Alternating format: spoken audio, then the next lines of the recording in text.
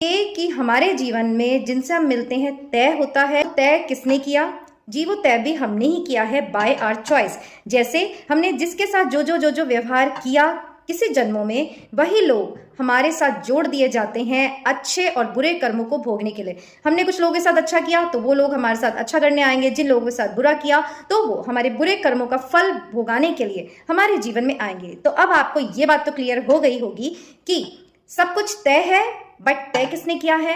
हमने। और क्या आप कर्म से बच सकते हैं? जी नहीं।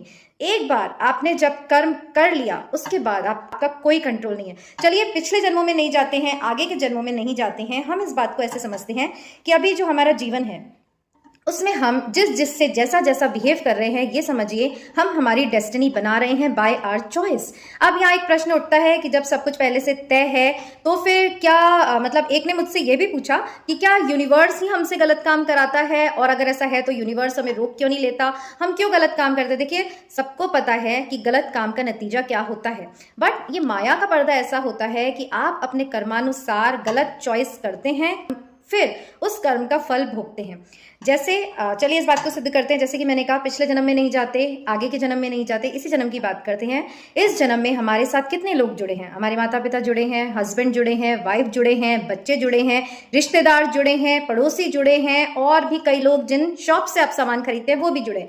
अब आप देखिए कि आप किन से क्या क्या व्यवहार कर रहे हैं। अगर आप मर्जी आए जो बोलते हैं, किसी को टॉर्चर करते हैं, तो ये आपका फ्री विल है। आपको दुनिया की सारी नॉलेज उपलब्ध है ये बताने के लिए कि आपको अच्छे कर्म करने चाहिए, आपको कर्म का फल भोगना पड़ेगा, बट आप क्या चूज कर रहे हैं? आदत से मजबूर आप अपना रूड बिहेवियर ही सबके साथ किए जा रहे हैं। तो आप अपना कर्म और डेस्टिनी, आप कर्म कर रहे हैं अपनी चॉइस से और डेस्टिनी भी बना रहे हैं अपनी चॉइस से। समझ गए ना? तो ऐसे ही जब हम कहते हैं कि सब कुछ पहले से तय है तो वो तय करने वाले आप हैं। देखिए शास्त्रों में आपने सुना होगा, कहा जाता है कि विष्णु जी जो हैं वो क्षीर सागर में आराम से बैठे हैं। कहने का मतलब है कि ईश्वर जो है अकर्ता है, ईश्वर कुछ नहीं कर रहा। इसका क्या मतलब है? इसका मतलब ये नहीं सृष्टि ऐसे ही चल रही, नहीं, उसका कंट्रोल सब पर है, बट कर सब अपने अपने मन की ही रहे हैं। देखिए अगर भगवान वही आपसे कराए जो वो चाहता है तो फिर इस प्रकृति में जीने का मजा ही क्या आएगा। उसने हमें जीवन दिया और हमें खुला छोड़ दिया।